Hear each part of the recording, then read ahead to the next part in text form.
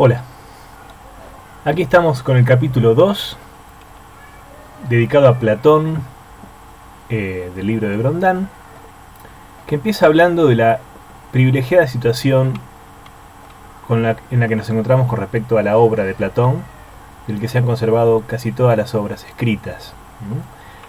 Platón es el primero, pero también el único filósofo importante de la antigüedad griega, nos dice Grondán, de quien nos ha llegado la casi totalidad de sus escritos.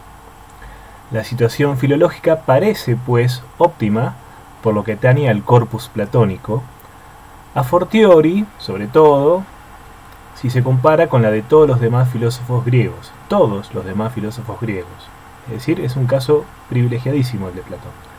Pero en el fondo, quizá no lo sea tanto, añade Grondán, y la primera dificultad remite al hecho de que Platón, como sabemos, nunca habla en su nombre en esos diálogos, en los que prefiere poner en escena a interlocutores ficticios o reales como su maestro Sócrates, pensadores como Parménides o grandes sofistas como Protágoras o Gorgias, políticos, etc. Pero la dificultad más temible, y esto es lo que da título al presente apartado del libro de Grondán con el que se abre el capítulo, el discurso indirecto de los escritos de Platón. Bueno, también remite a los personajes que hablan por Platón, y no se sabe exactamente cuándo querría hablar Platón y cuándo está poniendo doctrinas ajenas en boca de sus personajes. La dificultad más temible tiene que ver con lo siguiente. Platón da a entender a menudo que lo esencial de su pensamiento no se encuentra precisamente en sus diálogos, es decir, en sus escritos. En el Fedro, es decir, uno de sus diálogos, y en la Carta Séptima, se resumen en efecto las excelentes razones que tenía Platón para desconfiar de la escritura filosófica. Habiendo heredado de su maestro Sócrates el gusto por un diálogo vivo, Platón sabe perfectamente que lo que se confía a la escritura puede caer fácilmente en manos perversas y ser objeto de las más peregrinas interpretaciones si el autor que escribe no se encuentra directamente presente para responder de sus escritos. Entonces, ¿cómo expresar por escrito una filosofía que muestra tantas reservas ante la escritura? Platón, por su parte, resuelve de manera admirable esa manifiesta aporía proponiendo precisamente diálogos en los que la referencia al diálogo vivo se encuentra como inscrita en la trama del escrito. Es decir, la forma que tiene Platón de burlar a la escritura, o la forma más aproximada que he encontrado de burlar esos defectos de la escritura, ha sido conservar lo más parecido a un diálogo oral, en el que se pueda conservar algo de esa pregunta y repregunta propia de la conversación oral. Por supuesto que eso no es suficiente para burlar los problemas de la interpretación de la escritura, pero es como un dispositivo que Platón pergenió para intentar de alguna manera conservar esa vitalidad de lo oral en lo escrito. Por otra parte, añade Grondán, es difícil ver en los diálogos de Platón simples exposiciones de doctrina, es decir, exposiciones ordenadas de su doctrina.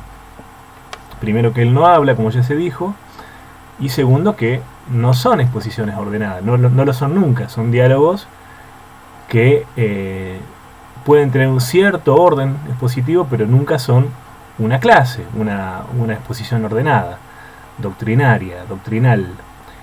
Incluso las aportaciones que parecen más magistrales llevan casi siempre un tinte de ironía y remiten a otros desarrollos que se supone que los interlocutores conocen. En la República, sobre todo, donde Platón hablará para que sirva cuando sea preciso por primera y última vez de la idea del bien como del gran principio del mundo de las ideas, dirá que sus interlocutores le han oído tratar a menudo de esta cuestión, de modo que va a limitarse a hablar, y muy indirectamente, de un vástago de la idea del bien, evocando al sol. Nadie puede, por tanto, pretender conocer verdaderamente el fondo del pensamiento de Platón sobre esta cuestión, que es nada menos que la más capital de todas. ¿Se entiende, verdad? La idea del bien solamente es tratada por Platón en la República, donde dice, bueno, esto en realidad ustedes ya, donde dice Sócrates, esto ya me lo han escuchado tratar a mí en otro lugar, y entonces voy a limitarme a hablar de un vástago de la idea del bien, así, y pasa a ser una analogía con el sol, de la idea del bien, que vamos a hablar de eso en un momento. Entonces, realmente nadie puede saber exactamente qué pensaba Platón de la idea del bien, porque no está tratado en ningún sitio, en ningún diálogo concretamente, que es lo que se ha conservado. Entonces, pregunta Grondán, ¿presentaría Platón una versión más autorizada o bien más sistemática de su filosofía en el marco de su enseñanza oral dirigida a la academia fundada por él en 387 a.C. y donde actuó durante 40 años? Probablemente, digamos. Para saberlo con certeza sería preciso haber asistido a esos cursos, situación en la que nadie se encuentra. Todos los testimonios de que disponemos sobre esta cuestión solo son relatos de segunda mano que hay que abordar con toda la prudencia que requiere la tradición indirecta. Pero algunos de estos testimonios tienen más peso que otros. Es el caso de Aristóteles, el cual habla en su Física de las ágrafa dogmata, de las doctrinas no escritas de Platón, fórmula que evidentemente remitía a alguna cosa. No es el único testimonio revelador. Cuando evoca el pensamiento de su maestro en la breve historia de la filosofía que propone el primer libro de la metafísica, ya hemos mencionado este primer libro de la metafísica, hace alusión con toda naturalidad a la teoría de los principios de esa enseñanza oral. Ya vamos a hacer alusión en esta misma clase a esta teoría de los principios de Platón, que debía estar presente todavía en la mente de sus contemporáneos de Aristóteles. Haríamos mal en suponer, en todo caso, que la enseñanza oral dada en la academia no haya sido algo más doctrinal, algo más sistemática, ordenada, que el modo de exposición indirecta más usado en los diálogos. En este contexto, es importante recordar que los diálogos no tenían ciertamente la función primordial de confiar una enseñanza doctrinal. Su misión era más bien incitar las mentes despiertas, aquellos que disponían de un cierto natural filosófico, a frecuentar la academia para perfeccionar su formación. Recordemos que Platón era un franco elitista, no creía que todos estén preparados para la filosofía, solamente algunos contaban con ese natural filosófico, ese don natural, esa predisposición natural para la filosofía. Él sí creía que había posibilidades de ejercitar ese natural filosófico, esa predisposición, sí creía en técnicas de perfeccionamiento, en ejercicios que permitan desarrollar esas dotes naturales, pero no todos contaban con esas dotes naturales, ni mucho menos. Eso también lo vamos a ver más adelante con más detalle. Bien, los diálogos ejercían así una función que podemos calificar de parenética o de protréptica, que se limitaba a dar una idea muy general pero atractiva del tipo de filosofía que se practicaba en la academia.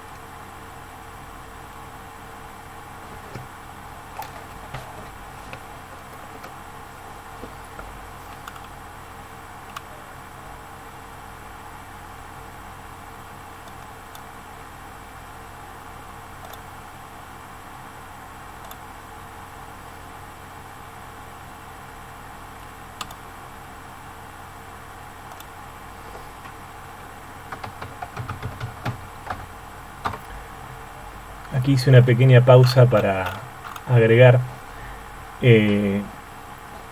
Parénesis es exhortación, y protréptico es un discurso de propaganda académica para captar alumnos. Entonces, los diálogos tenían una función parenética de parénesis o exhortación, o función protréptica de protréptico. De hecho, todas las escuelas filosóficas de Atenas se daban a conocer al exterior mediante ese tipo de escritos protrépticos. Aparte de los diálogos de Platón, podemos situar en ese género iniciativo textos como el protréptico de Aristóteles, dice Grondin. El protréptico de Aristóteles lo pueden encontrar publicado en castellano en la edición de Gredos de Kiosco, donde está publicada nada menos que la Metafísica de Aristóteles. Viene justo antes que la Metafísica. Bien, sigamos. Siguiente pasaje resaltado, en la página 60. Evaluemos, sin embargo, la paradoja, en el caso de Platón y su obra. El único filosófico de la antigüedad griega cuyos escritos se han conservado en toda su integridad nos recuerda constantemente que lo esencial de su pensamiento no se encuentra en ellos, en sus escritos. Su enseñanza oral, que difícilmente podemos negar que ha existido, en una forma u otra, nos es conocida solo indirectamente por testimonios cuyo carácter a menudo esquemático contrasta con la vivacidad de los diálogos. La prioridad debe ser concedida, por tanto, a los diálogos, pero teniendo en cuenta lo que ellos mismos quieren decir, por su propio discurso, pues su propio discurso, se muestra ya indirecto. Remite, si no a una doctrina, por lo menos a una sabiduría que no compete solamente al escrito.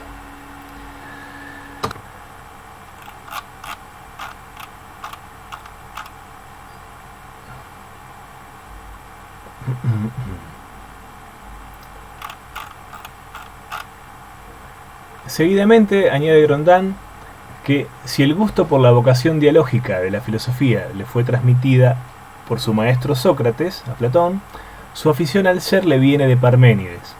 La figura de Parménides la trata Platón en efecto con gran deferencia, trato que no siempre ha reservado a Sócrates. Con Sócrates se permitía ser más crítico, Platón, como sabemos, más irónico, más crítico. La afectuosa superioridad que le confiere en el Parménides, donde el sabio de Elea da una lección a un joven Sócrates, pero también a un tal Aristóteles, muestra que Parménides era también una especie de padre para Platón. Y yo agrego aquí, cabría añadir la importancia de las matemáticas para Platón, que hablaría también de un fuerte influjo pitagórico. En esto no insiste lo suficiente, me parece Grondin. Las matemáticas son el gran ejemplo, junto al ser parmenidio, este ser permanente en el que ya insistimos bastante, las matemáticas como el gran ejemplo de conocimiento, este conocimiento que escapa a lo sensible y que por lo tanto escapa al devenir, conocimiento necesario, universal, eterno,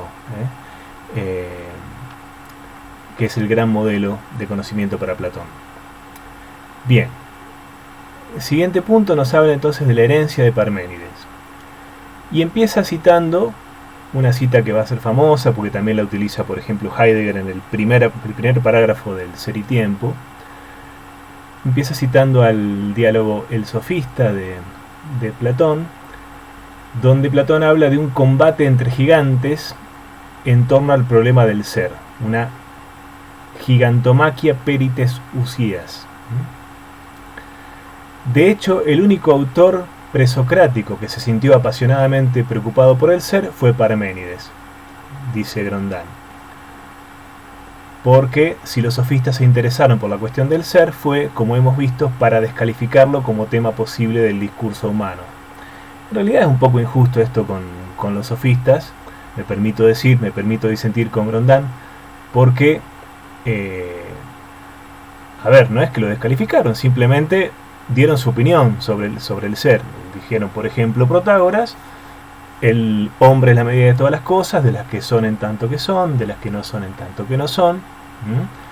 O Gorgias, nada es. En fin, hay una disputa, sí, como bien dice Platón, una disputa en torno al ser. No es que el único que se ocupó del ser fue Parménides, como dice Grondin. Bueno, salteo un poquito y sigo al siguiente pasaje resaltado en azul, en este caso. Del maestro de Elea, Platón retiene en efecto que 1. El ser verdadero o pleno debe ser el objeto por excelencia de la investigación filosófica. 2. Este ser, siempre igual a sí mismo, no está sometido al devenir ni al movimiento y se caracteriza más bien por la constancia, la permanencia y la intemporalidad. 3. Esto no me detengo a comentarlo porque me parece lo suficientemente claro, ¿no? Continúo. Este ser verdadero no solo es conocido por el entendimiento, Este ser verdadero solo es conocido por el entendimiento, pensamiento o la inteligencia, nous, porque no se ofrece de un modo inmediato a los sentidos, obnubilados como están por las apariencias del devenir y los discursos en uso, ámbito que los sofistas no trascienden nunca. 4. Es entonces necesario distinguir dos órdenes del conocimiento, el de la opinión o doxa, en griego, que no va más allá de la evidencia sensible de las cosas, y el de la ciencia, episteme, que trata del ser verdadero, reservado a los amigos del saber, es decir, a los filósofos que pretenden apoderarse de la sabiduría divina. Bueno, es el caso de Parménides y de Platón. Platón, en este caso, sigue a Parménides interpretándolo en este sentido de un saber que trasciende a lo sensible. Bien.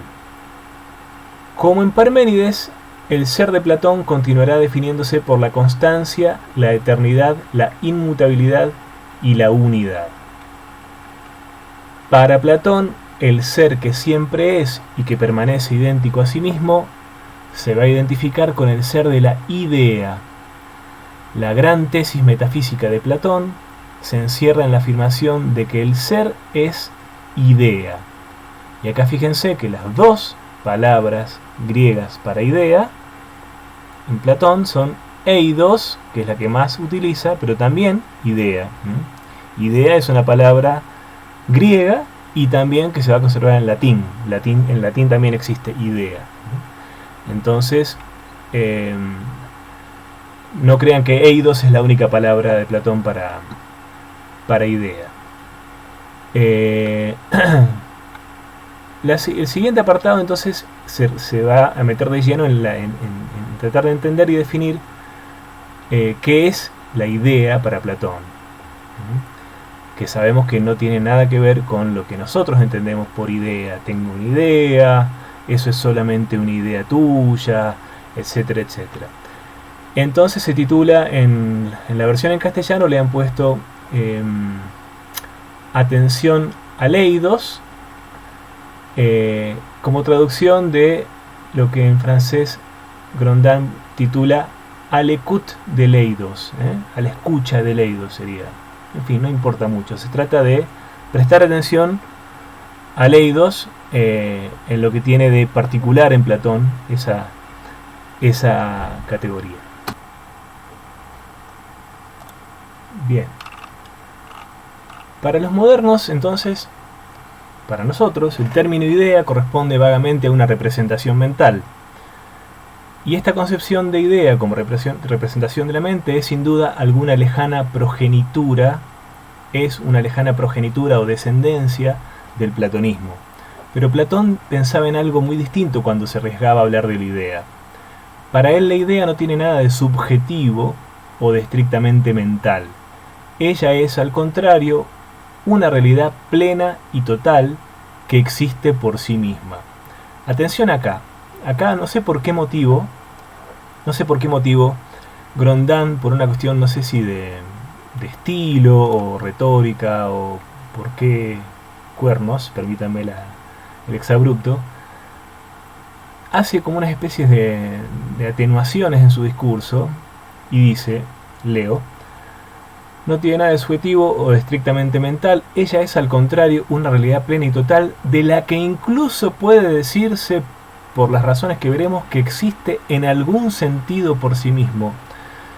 A ver, no es que incluso pueda decirse en algún sentido que existe por sí misma. Es una realidad plena y total para Platón. El ser pleno es idea, y es idea que existe por sí misma, que no existe en nuestra mente. O sea, nuestra mente la capta como una realidad que existe de manera autónoma, que existe por sí misma. Entonces eso está fuera de toda discusión y de toda duda, ¿no?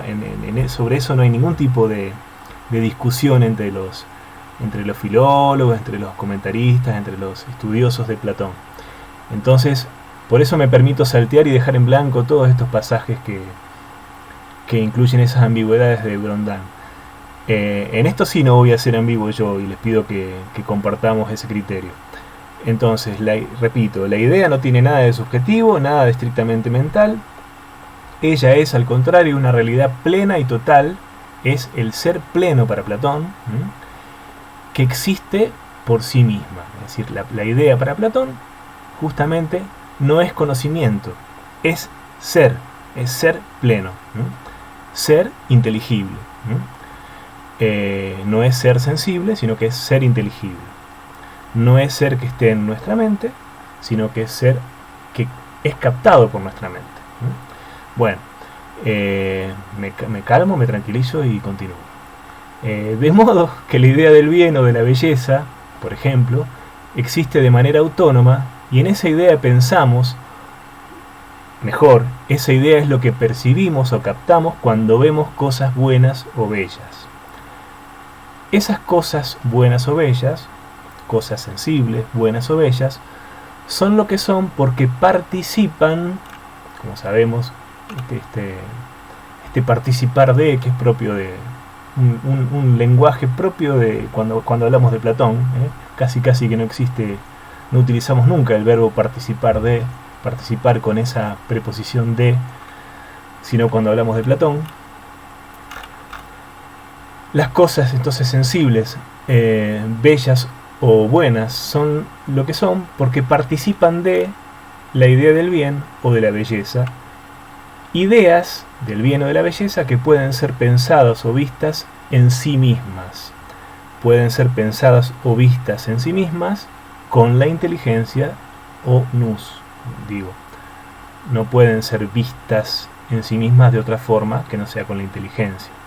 Ya vamos a ver que Grondin usa frecuentemente este ver, que habría que ponerle unas comillas, porque no es ver con otra cosa más que con la inteligencia o con el espíritu, con el alma, con el pensamiento, con la mente, etc.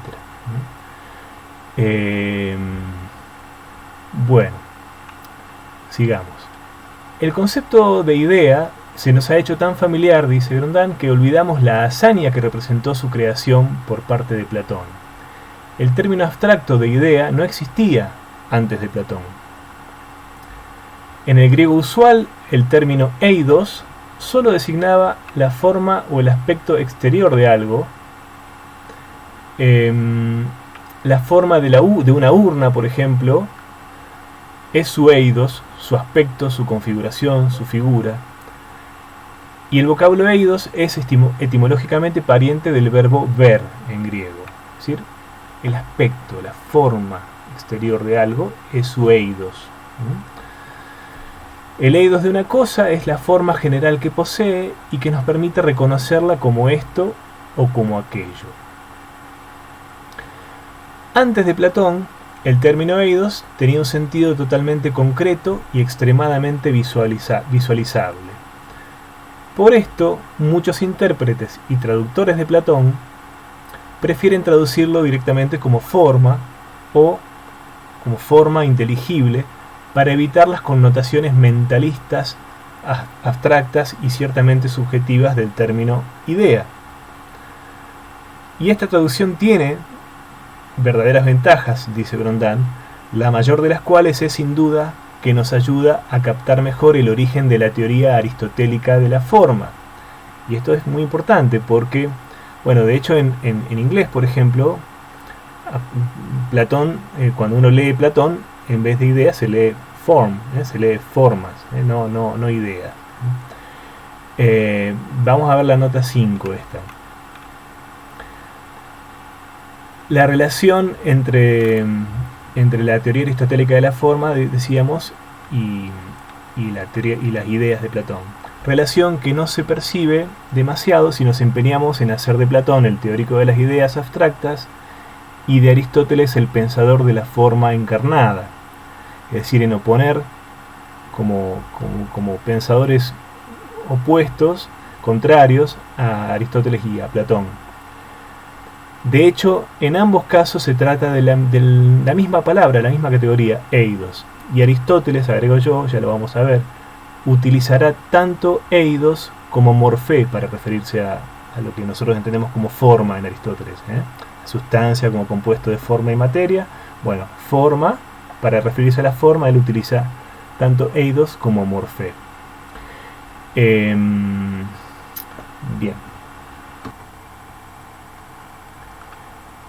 Pero que sea preferible hablar de idea, dice Grondin, se debe no solo al peso de la tradición, que siempre ha hablado de idea, y al carácter algo formalista de la noción de forma en nuestras lenguas, sino sobre todo a que la forma, el eidos, recibirá en Platón un sentido que lo emparentará del todo con un contenido de orden ideal, es decir, de orden inteligible. Para Platón siempre se trata de la idea como de algo inteligible, opuesto a lo sensible, distinto de lo sensible. La forma, el eidos, designa efectivamente aquello que hay de común, y acá está un poco la definición clásica de lo que es el eidos para Platón. Designa aquello que hay de común en varias cosas, pero también aquello que se mantiene más o menos en todos los ejemplares que mantienen la misma forma. A mi entender aquí, Grondin está diciendo dos veces lo mismo. No voy a detenerme mucho en esto, pero decir que es aquello que hay de común en varias cosas, o aquello que se mantiene más o menos en varios ejemplares que mantienen la misma forma, me parece que es decir dos veces lo mismo. Pero bueno, no me detengo demasiado en esto. La forma de la urna o la del perro, por ejemplo, es común a todas las urnas o a todos los canes. No hay dos perros exactamente idénticos, pero todos poseen vagamente la misma forma. En sentido estricto, y así lo toma Platón, podemos decir que esta forma es lo que nos permite decir que un perro es un perro y que una urna es una urna. Es decir, esta forma general, este aspecto que todos los perros comparten o que todas las urnas comparten, es lo que nos permite distinguir a un perro de un caballo, a un perro de una silla, a un perro de de cualquier otra cosa. Y esto mismo es lo que incitará a Platón a reconocer un estatuto principial. Usa mucho esta palabra Grondin, en realidad es una traducción medio literal del francés, principiel. Podemos traducirlo como fundamental también, un estatuto principial o fundamental a la idea. Lo que hace que una cosa sea aquello que es su idea o su forma. Es decir, la idea es aquello que hace que sea. Vamos a ver que esto tiene mucho que ver con la esencia, aquello que hace que una cosa sea lo que es. Bien, para ver qué hay que entender por idea, sigue Grondin, no hemos de pensar únicamente en las formas físicas, en las cosas físicas, que tienen un aspecto exterior claro. Podemos también hablar de una mismidad de forma para entidades que pueden parecer algo más abstractas, pero que no dejan por ello de ser menos sensibles. Por ejemplo, la belleza. Podemos decir de muchas cosas que son bellas, por ejemplo, de un niño, de una escultura, de un paisaje, de un discurso, de una melodía, etc. Aun cuando se trate de cosas muy heterogéneas entre sí, poseen todas una forma común que es la de la belleza. Y acá hay algo curioso que se cita en la nota 6, que es, dice Grondin, es un ejemplo sobre el cual Platón llama a menudo la atención porque el término griego eidos sirve también, cosa que con frecuencia se olvida, para designar la belleza, como sucede por lo demás con su equivalente latino clásico species. Es decir, el eidos, que ya vamos a ver en la página siguiente, que se traduce al latín como especie también, bueno, es un término que tanto en griego como en latín, tanto eidos en griego como especies en latín, se utilizan también para referirse a la belleza misma. Bien, pero eso dejémoslo como nota al pie solamente, porque no viene al caso demasiado en esta ocasión. Les decía que en la página siguiente se refiere al sentido de eidos como especie. Dice Orondán, que es un sentido al que le prestó atención sobre todo Aristóteles, pero que ya aparece en Platón. En griego el término eidos sirve también para designar eso que nosotros llamamos una especie.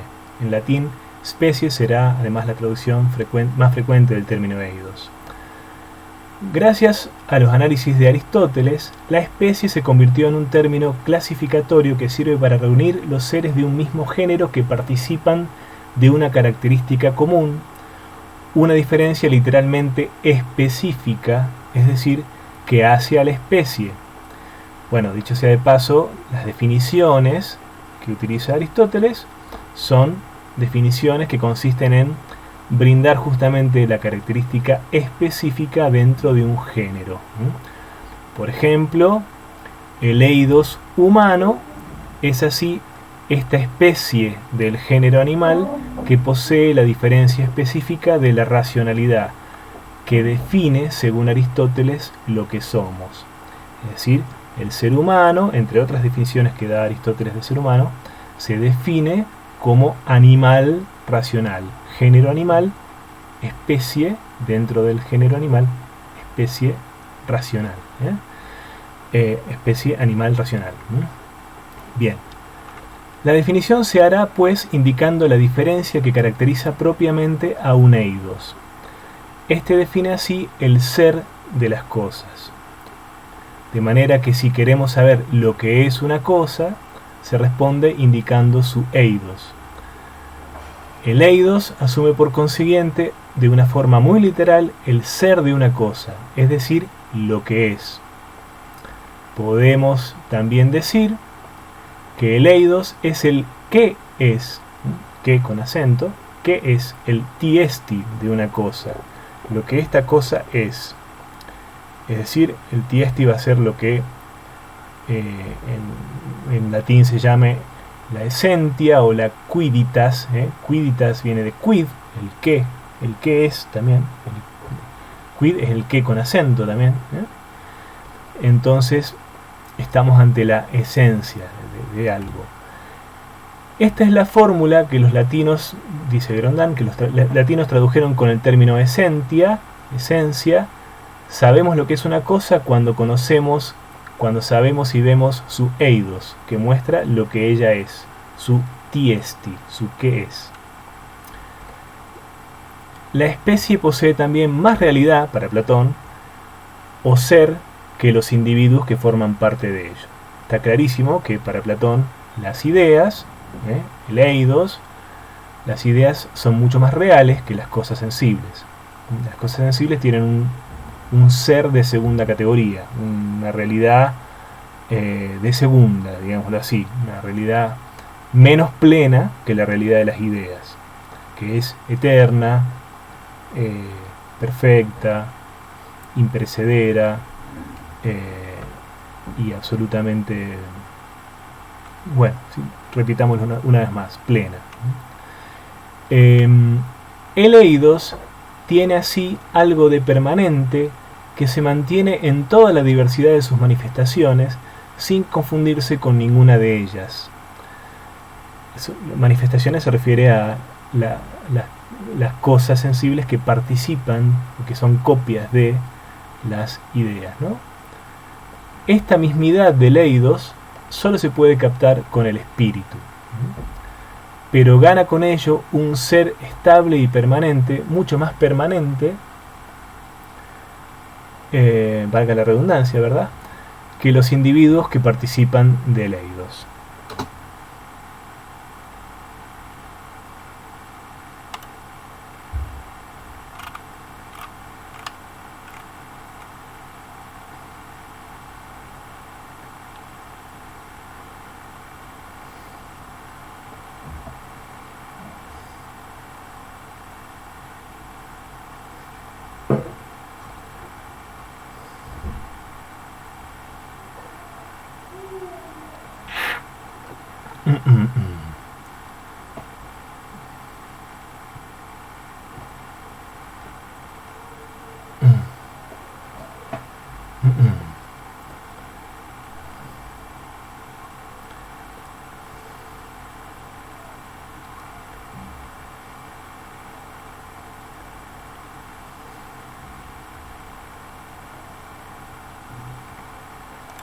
El siguiente apartado se titula Las ideas separadas, y también se podría titular Las ideas no separadas, porque vamos a ver que Grondin milita en esta idea de que Platón no separa realmente las ideas del mundo sensible. Vamos a ver en qué sentido se dice esto. Empieza con un epígrafe del diálogo Parménides, que va a retomar un poco más adelante, por eso lo seleccioné también y paso a leerlo rápidamente. El que habla en el diálogo es Parménides. Sócrates, tú sí que eres admirable por el ardor que pones en la argumentación, pero respóndeme ahora lo siguiente. Tú mismo haces la distinción que dices, separando por un lado ciertas formas en sí y poniendo separadas a su vez las cosas que participan de ellas. Bien, esta es entonces la pregunta retórica puesta en boca de Parménides, según Grondin, es una pregunta retórica, en el Parménides de Platón. Y empieza diciendo allí Grondin, perdón. Hoy día hablaríamos sin duda de abstracción para describir el proceso que lleva a Platón a hablar del eidos. La idea de belleza o la de especie humana no son para nosotros más que nociones generales, pero nosotros juzgamos que son abstracciones hechas a partir de casos particulares que podemos observar. Y esto se debe a nuestro nominalismo, según el cual solo existen individuos, mientras que los términos generales no son más que nombres abstractos que designan un conjunto de entidades que comparten una característica común que nosotros abstraemos a partir de casos particulares y abstraemos lo general, lo común a todos ellos, y obtenemos esa idea abstracta. Esto Platón por supuesto que no lo admitiría como algo que él hace, sino que Platón solo admitiría, dice Platón, que se hable de abstracción como lo que nos permite elevarnos hasta las ideas generales que existen por sí mismas como algo real, ¿no? A ver, vamos a repetir esto rápidamente. Piensen un poquito en que hayan leído algo de Nietzsche, ¿no? Como Nietzsche se burla de Platón y de Sócrates y de su endiosamiento del concepto, su fetichismo del concepto, ¿no? Estos grandes endiosadores del concepto, fetichistas del concepto. Por supuesto, dice Nietzsche, los conceptos son abstracciones que nosotros hacemos a partir de casos sensibles y después los consideramos como algo real, como algo que existe por sí mismo, como una entidad autosubsistente, que eso es exactamente lo que hace Platón, diría Nietzsche.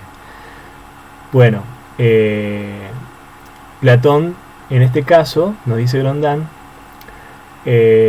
lo que admite es que los casos sensibles, los casos particulares, nos permiten elevarnos, claro, la abstracción que hacemos a partir de ellos nos permiten elevarnos hacia la contemplación de las ideas, pero de ninguna manera nosotros abstraemos la idea general como algo que está en nuestra mente solamente, sino que, repito, lo que ya dijimos al principio de la clase, las ideas no son algo puramente mental, una abstracción nuestra, sino que son algo que existe, son entidades autónomas que existen por sí mismas, son realidades plenas de carácter puramente inteligible, no sensible, pero que nosotros podemos captar y a cuya contemplación nos podemos elevar, desprendiéndonos de lo sensible mediante nuestra mente, nuestra alma, nuestro espíritu. Entonces, la abstracción para Platón tiene ese sentido de ascensión hacia la idea, y no un sentido de pura operación mental nuestra. ¿Se entiende, verdad? Entonces, Platón admitiría naturalmente que se hablara de abstracción para describir el proceso que nos permite elevarnos hasta la idea entendido como realidad, ¿se entiende? Como realidad autónoma. Él mismo presenta a menudo el concepto de idea como un movimiento que parte de lo sensible para extraer de aquí una característica común y elevarse así a la contemplación de la idea. La ascensión que conduce a la idea de la belleza en el banquete suministra el ejemplo más potente. En el banquete, esta ascensión hasta la belleza en sí le revelará a Sócrates por mediación de una sacerdotisa de nombre Diotima, la cual, como sucedía también con la diosa de Parménides, sabe muy bien que el oyente mortal que la escucha apenas es capaz de seguirla.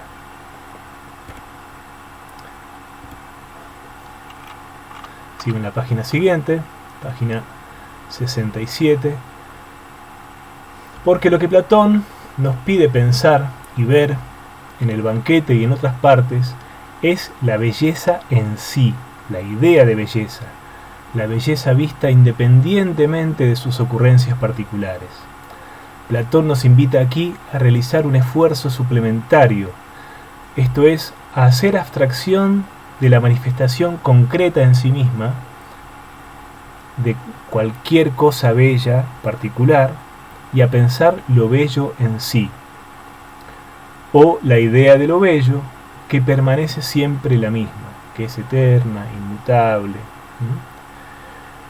Lo que se abre entonces es el espacio noético o inteligible, que es el del pensamiento y que Platón ha sido el primero en describir, dice Grondin. Es ante todo la evidencia de este espacio noético, o topos noeton, dirá más adelante en griego también Grondin, lo que a Platón le importa conseguir. Necesitamos elevarnos a ese topos noeton, a ese espacio inteligible, a ese mundo inteligible. Pongo el mundo entre comillas, porque no se trata de distinguir dos mundos, sino más bien dos planos, dos dimensiones, en este mismo mundo. Tanto es así que la cuestión de saber, y a esto mismo nos vamos a referir ahora, a partir de ahora mismo, tanto es así que la cuestión de saber si ese mundo noético está separado o no respecto de nuestro mundo, se muestra a veces como muy secundaria a sus ojos, a ojos de Platón. De hecho, son sus discípulos y sus adversarios, entre ellos Aristóteles, que es discípulo y es adversario, quienes han juzgado problemática esta separación, el famoso corismos, separación, entre la idea y lo sensible. Estos últimos, discípulos, adversarios, han contribuido posiblemente a exagerar una separación que en Platón mismo aparecía todavía muy inconstante. Lo que en verdad le importa a Platón es saber pensar al mismo tiempo la separación y la no separación de la idea con respecto a lo sensible. Respecto de lo sensible. Esto de la separación y la no separación, pensémoslo para que suene menos paradójico como la distinción más que separación, distinción y no separación. De acuerdo con las exigencias del conocimiento, de la visión, es posible ciertamente separar, desde el plano del conocimiento, separar desde un punto de vista del conocimiento, distinguir analíticamente la idea de lo sensible. Pero con esto se quiere decir que la belleza, tal como se puede pensar, debe diferenciarse de esta o aquella cosa bella concreta. Es decir, Platón lo dijo lo viene diciendo en los pasajes que citamos y en muchos otros que salteamos. Debemos ser capaces de distinguir de cada cosa bella particular la idea de belleza en sí. Eso nuestro pensamiento, nuestro conocimiento lo tiene que poder distinguir. Separar desde un punto de vista cognitivo, que no tiene nada que ver con separar en el plano de lo real, ¿se entiende, verdad? Analizar en el plano cognitivo, mental, no tiene nada que ver con separar desde un punto de vista real, ¿no? Dividir desde un punto de vista real. Bueno, aquí viene un pasaje con erratas, que les pido que presten atención y corrijan en el texto de ustedes también. No es un pasaje súper importante, pero presten un poquito de atención para entender lo que está mal en la edición castellana. Lo pueden cotejar ustedes también con la francesa. Los mortales, en efecto, tienen tendencia a confundir el elemento del pensamiento, de la idea, y su manifestación sensible. Fíjense acá lo que está tachado, todo eso está mal en la versión castellana. Repito, los mortales en efecto tienen tendencia a confundir el elemento del pensamiento, de la idea, y su manifestación sensible. Confunden pensamiento con manifestación sensible. Y acá en lugar de según ellos es para ellos, o sea, para ellos, Platón, para ellos, y a fin de subrayar bien que se trata desde un punto de vista metodológico de otro orden, podemos por supuesto distinguir, separar la idea de lo que es sensible, el mundo inteligible del mundo visible, es decir, para ellos, como una cuestión didáctica, para ellos. Todos estos términos y sus múltiples equivalentes abundan en Platón, pero sería equivocado concluir de ahí una separación ontológica, como recuerda el sabio Parménides al joven Sócrates en el pasaje citado en el epígrafe de la página 66, hace 2 páginas. Entonces, las ideas no están realmente separadas de nuestro mundo, porque ellas son las responsables de la armonía, del orden, de la simetría y de la belleza que podemos contemplar en él. Si miramos bien, podremos darnos cuenta de que las ideas están manos a la obra por todas partes, en el corazón de lo visible, etcétera, etcétera. O sea, todo lo que hay de ordenado, de unificado, de armonioso en este mundo es obra de las ideas. Es decir, que no están en otro mundo, ni mucho menos arriba, como a veces ese cuadro de la academia, ese cuadro que está en el Vaticano, donde está Platón señalando con el dedo hacia arriba y Aristóteles con el dedo para abajo. No, eso hay que olvidarse de esa representación de Platón y Aristóteles. El mundo inteligible no está arriba, no está arriba. Ya vamos a volver a hablar de ese arriba en un momento. Bueno, la idea de participación muy rápidamente. Acá, bueno, Grondin dice que es muy difícil hacerse una idea bien exacta de esta misteriosa participación de lo sensible en la idea. Platón no lo explicará realmente nunca del todo bien y Aristóteles le reprochará haber recurrido aquí a simples metáforas como la de la imitación. El diálogo Parménides, evoca sin embargo 2 posibles maneras de representarse esa participación, la del día y la del velo. Esto no tiene mayor importancia, lo pueden leer ustedes sin ningún tipo de dificultad del texto.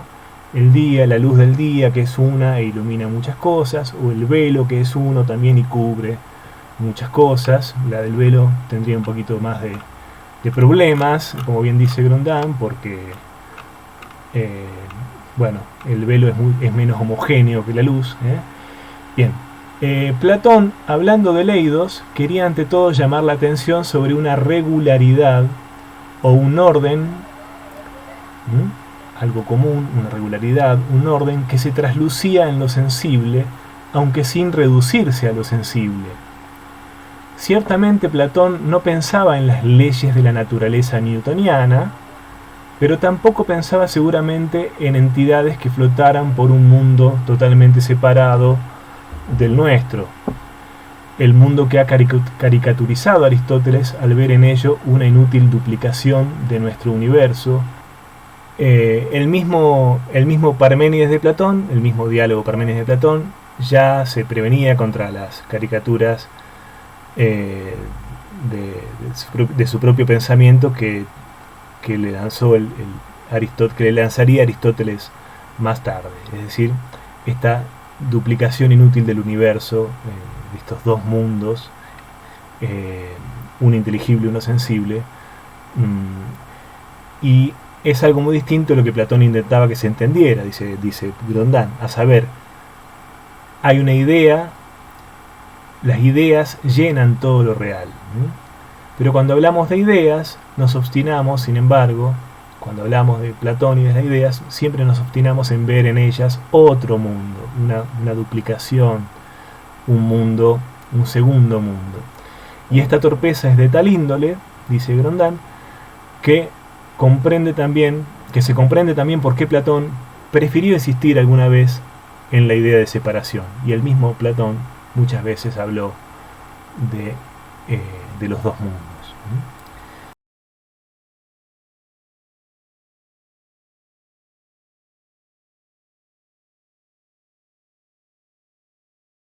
Siguiente apartado, un esfuerzo por recordar. Platón pondrá pues el acento tanto sobre la distancia entre lo sensible y la idea, como sobre la inmanencia de esta idea en el seno de lo sensible. Esto lo venimos diciendo ya. La distancia entre lo sensible y la idea, a fin de evitar la confusión a la que pudieran sucumbir los espíritus obtusos al identificar, por ejemplo, la idea de justicia, con mayúscula, con la justicia que se realizaría en este o aquel estado. Entre lo sensible y la idea habrá siempre la distancia del pensamiento, dice Grondin. El pensamiento, en el sentido fuerte, el pensamiento puro que accede a este ser en sentido puro y pleno que es el ser del eidos o de la idea. Bien, el término más adecuado para describir entonces el enlace de lo sensible con lo inteligible es el de participación o metexis, o de imitación o mímesis. Lo sensible imita lo inteligible, se mueve hacia ello, aspira a ello, participa de ello, pero no se identifica para nada con ello.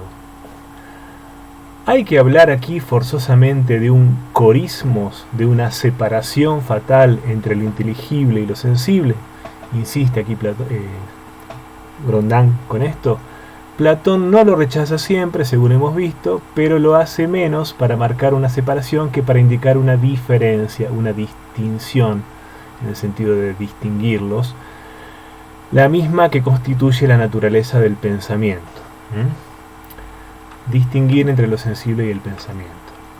Y aquí, en este mismo sentido de distinguir lo sensible del pensamiento, es que enfoca Grondin la famosa teoría de la reminiscencia, que para él hay que interpretarla en este sentido, no en sentido literal, y no me voy a detener demasiado en este punto, que tanto Grondin como otros intérpretes dicen no hay que tomarse al pie de la letra esta teoría de la reminiscencia. No es que Platón creyera en esta preexistencia de las almas y en esta vivencia de las almas anterior a su encarnación en los cuerpos y en esta realidad de una vida anterior del alma preexistente a su encarnación en los cuerpos, en el mundo de las ideas, donde contemplaron las ideas de manera directa. Esto no es más que una metáfora, de una alegoría, de un relato para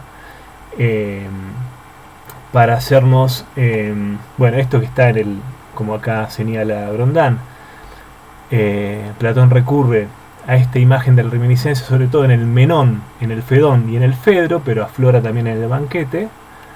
En el Menón y el Fedón sobre todo, está claro que esta teoría de la anamnesis o de la reminiscencia no ha de entenderse literalmente.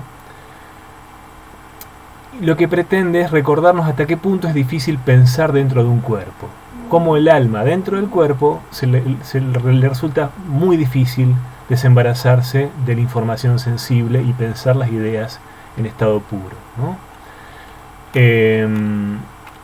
No se trata de exaltar la perfecta visión de antaño y de la que en realidad nadie se acuerda. Nadie, a partir de lo sensible, recuerda realmente una vida anterior a la vida corpórea, a su encarnación en el cuerpo, sino de subrayar hasta qué punto el pensamiento requiere un esfuerzo inaudito en los seres corpóreos como nosotros. Esto no quita que la reminiscencia de Platón haya de iniciarse siempre a partir de lo sensible. Precisamente lo sensible permite presentir la presencia de un eidos, de una regularidad, de una armonía o de una simetría demasiado bellas para ser solo sensibles. Es decir, siempre a partir de lo sensible nos elevamos, para Platón, emprendemos esa abstracción que para él es una elevación hacia la contemplación de lo divino inteligible, que por supuesto no tiene nada de mental, sino que es una realidad, una vez más lo decimos, una realidad plena, puramente inteligible, que no tiene nada de sensible. Y ahora vamos al tema de la hipótesis del eidos, que le da título al capítulo de Grondán. La hipótesis del eidos, se titulaba el capítulo de Platón, se titula el capítulo 2 del libro Platón, la hipótesis del eidos. ¿Por qué hipótesis del eidos? Hipótesis es suposición, lo que se pone debajo, lo que se supone como idea para un determinado desarrollo teórico, lo que suponemos para poder avanzar en un determinado desarrollo, en una determinada dirección, para poder pensar. Por ejemplo, las suposiciones de la matemática, las famosas hipótesis de la matemática, a las que también va a hacer alusión Platón en un momento, Grondán en un momento, ¿no? Como ustedes saben, que leyeron el capítulo. Pero por ahora vamos a hacer alusión a las propias ideas como hipótesis, porque en el diálogo Fedón, que es un poco anterior a la República, aparecen planteadas las mismas ideas, las mismas eidos, como hipótesis. La propia teoría de las ideas aparece planteada como una hipótesis. Veamos qué dice ahí Grondán, en este fragmento que aparece resaltado aquí en la página 71. La hipótesis fundamental del platonismo y de la metafísica, dice Grondán, es que por lo menos resulta defendible admitir que hay en los fundamentos de nuestro mundo un orden inteligible que es el del eidos, porque muestra permanencia, constancia y luminosidad que no son por lo general grandes características del mundo sensible. Y en el Fedón, concretamente, Platón ha hablado de la hipótesis del eidos. ¿Cómo hay que entender aquí el término hipótesis?, se pregunta Grondán. Algunos especialistas de Platón insisten en que no hay que entenderlo en absoluto en el sentido moderno de conjetura o suposición. Platón no había leído a Karl Popper, dice Grondán, haciéndose un poco gracioso, es verdad, pero haríamos mal excluyendo toda idea de suposición o de hipótesis cuando se trata de eidos, ya que la idea en sí, propiamente hablando, no es, propiamente hablando, visible, sino que ha de ser pensada. Para pensar esta hipótesis de la idea, Platón se inspiró seguramente en el uso matemático del término. En matemáticas, la hipótesis es lo que se supone al comienzo de una demostración. Es así, por ejemplo, como el geómetra supone la existencia de un círculo o de un triángulo cuyas propiedades pretende analizar. De forma algo parecida puede ser puesta la idea bajo el orden que percibimos. La hipótesis significa por consiguiente dos cosas. Por una parte, un fundamento o punto de partida, pero se trata también, por otra, de un punto de partida que es necesario admitir o suponer. Este es el sentido de la hipótesis de la idea en Platón, según la interpretación que hace Grondán del asunto, ¿no? Y según cómo se plantean las cosas en el Fedón de Platón, ¿no? Que allí aparece la idea plantada como hipótesis. Sería un fundamento de lo real y un fundamento que a su vez se plantea como hipotético, ¿no? Como hipotético, no como algo absoluto demostrado, ¿no? Sino algo como que se propone pensar como plausible, ¿no? Algo que no está plenamente demostrado, pero que se propone pensar como plausible y como a su vez explicación y principio explicativo de lo real mismo. Bien, sigamos. La respuesta de Platón, sigue Grondán, quiere ser también una respuesta a los sofistas que impugnaban la idea de que el discurso humano pudiera tratar de un ser en sí que podía comprenderse y ser comunicado. Este ser existe para Platón. El ser en sí existe para Platón. Representa en todo caso la mejor hipótesis que puede ofrecerse si se quiere explicar el hecho de que nuestro pensamiento atañe a una realidad que trasciende la naturaleza del discurso y de las opiniones. Para Platón es fundamental admitir esa hipótesis de un ser en sí que existe y sobre el cual se puede hablar y que se puede comunicar. A la inversa, estaremos de acuerdo de que si la hipótesis de Platón no se sostiene, entonces serán los sofistas quienes tengan razón. El ser es incognoscible, Gorgias, ¿no? El ser es incognoscible y no hay más que opiniones y discursos, unos más persuasivos que otros. La apuesta de Platón y de la metafísica, que éste inaugura por este mismo hecho, es que el pensamiento puede apuntar algo más hacia arriba, aquí aparecerá arriba. Y a la filosofía que Platón califica de dialéctica incumbe elevarnos hasta allí. Aquí está introduciendo Grondán a la dialéctica, que es el tema del apartado siguiente.